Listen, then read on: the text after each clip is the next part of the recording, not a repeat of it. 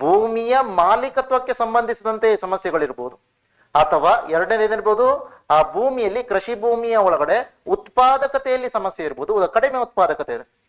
ಮಾಲೀಕತ್ವದ ಸಮಸ್ಯೆ ಅಂತ ಏನು, ಜಮೀನ್ದಾರರಿಗೆ ಮಾಲೀಕತ್ವ ಇದೆ, ಸಾಗುವಳಿದಾರರಿಗೆ ಇಲ್ಲ. ಯಾರು ಎಕ್ಸಾಕ್ಟ್ ಆಗಿ ಅಲ್ಲಿ ಕೆಲಸ ಮಾಡ್ತಿದಾರೋ ಅವ್ರಿಗೆ ಏನಿಲ್ಲ. ಸೊ ಅದರ ಒಳಗಡೆ ಯಾವುದೇ ರೀತಿಯಾದಂತ ಒಂದು ಮಾಲೀಕತ್ವ ಇಲ್ಲ. ಸೊ ಯಾರು ಅಲ್ಲಿ ಸಾಗುವಳಿ ಮಾಡ್ತಾ ಇಲ್ವೋ ಅವರಿಗೆ ಮಾಲೀಕತ್ವ ಇದೆ. ಆ ತರದ ಮಾಲೀಕತ್ವದ ತೊಂದರೆಗಳಿದೆ. ಭೂಮಿಯ ಮಾಲೀಕತ್ವ ಅಥವಾ ಉತ್ಪಾದಕತೆ ಇದನ್ನ ಸುಧಾರಿಸುವ ನಿಟ್ಟಿನಲ್ಲಿ ಸರ್ಕಾರ ತೆಗೆದುಕೊಂಡಿರುವ ಕ್ರಮಗಳನ್ನೇ ನಾವೇನ್ ಕರಿತೀವಿ, ಭೂ ಸುಧಾರಣೆಗಳು ಅಂತೇಳಿ ಕರಿತೀವಿ ಅಷ್ಟೇ. ಮತ್ತೇನಿಲ್ಲ, ಭೂ ಸುಧಾರಣೆ ಅಂದ್ರೆ ಅಷ್ಟೇ. ಸೊ ಇದು ಭೂ ಸುಧಾರಣೆ ಅಥವಾ ಲ್ಯಾಂಡ್ ರಿಫಾರ್ಮ್ಸ್ ಅಂದ್ರೆ ಏನು? ಹಾಗಾದ್ರೆ ಮೊದಲು ಏನ್ ನೋಡ್ತೀವಿ, ಕೆಲವೊಂದು ಇಂಡಿವಿಜುವಲ್ ಆದಂತ ಪ್ರಯತ್ನಗಳನ್ನು ನೋಡ್ತೀವಿ. ಅಂದ್ರೆ ವ್ಯಕ್ತಿಗಳು, ಕೆಲವೊಬ್ರು ವ್ಯಕ್ತಿಗಳು ಏನ್ ಮಾಡ್ತಾರೆ, ಸೊ ಈ ತರ ಭೂ ಸುಧಾರಣೆಯನ್ನ ಮಾಡುವಂತ ಪ್ರಯತ್ನ ಮಾಡ್ತೀವಿ. ಸೊ ಅದರಲ್ಲಿ ನಮ್ಗೆ ಬಹಳ ಇಂಪಾರ್ಟೆಂಟ್ ಆಗಿ ಯಾರನ್ನ ನೋಡ್ತೀವಿ ಅಂತ ಕೇಳಿದಾಗ ವಿನೋಬಾ ಭಾವೆ ಅವರನ್ನ ನೋಡ್ತೀವಿ. ವಿನೋಬಾ ಭಾವೆ, ಆಚಾರ್ಯ ವಿನೋಬಾ ಭಾವೆ ಅವರನ್ನು ನೋಡ್ತೀವಿ.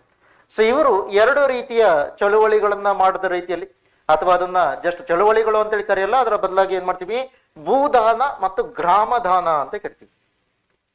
ಭೂದಾನ ಮತ್ತು ಗ್ರಾಮದಾನ.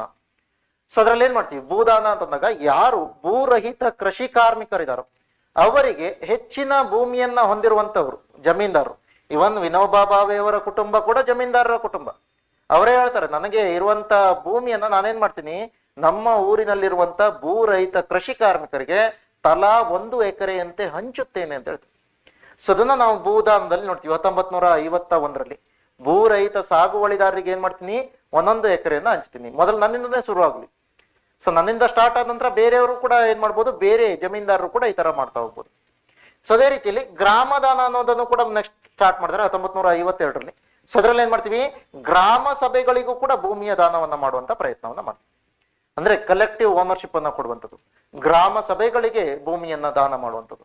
ಸೊ ಅದು ಎರಡು ನಮ್ಗೇನು ಕಾಣುತ್ತೆ, ಇಂಡಿವಿಜುವಲ್ ಆಗಿ ಕಾಣುತ್ತೆ ಅಥವಾ ವೈಯಕ್ತಿಕವಾದಂತ ಪ್ರಯತ್ನಗಳಾಗಿ ಕಾಣುತ್ತೆ.